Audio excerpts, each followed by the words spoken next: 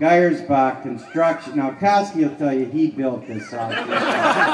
We all know if it was framed properly, he didn't touch it. But the only reason I really did come is Geiersbach was totally rebuilding my house at the same time that they were doing this house. So I wanted to see how much of my stuff Jim ripped off. And it's substantial.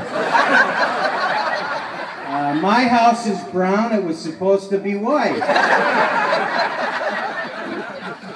I got a deck full of splinters. It was supposed to be a Trek deck. So, congratulations, Jim. I'm glad you enjoyed the stuff I bought from Geiersbach. I'll be talking to those boys later.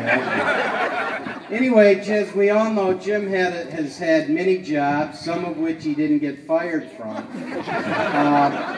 One of them was with Jim Pettis. Jim, are you here? So I usually can spot a cop.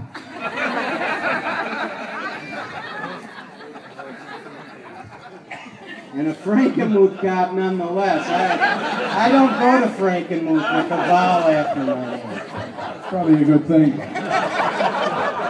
First of all, Jim, thanks for giving me a couple minutes up here. I've known Jim Koski since 1976. Prior to my becoming the police chief in Frankenmuth, Jim and a number of other gentlemen from the Saginaw area went on board with the late Chief Henry Zink and formed the Frankenmuth Mounted Patrol.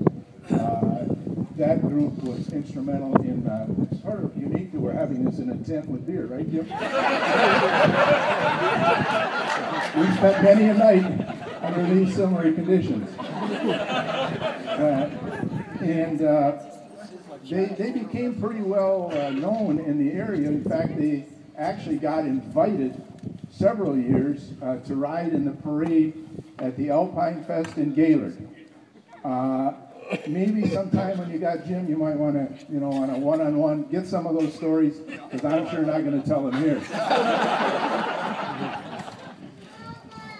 What's even more unusual about me speaking in front of hardly anybody I know, that I actually beat County Commissioner Dennis Kraft to the microphone tonight, which is highly unusual. Usually doesn't happen.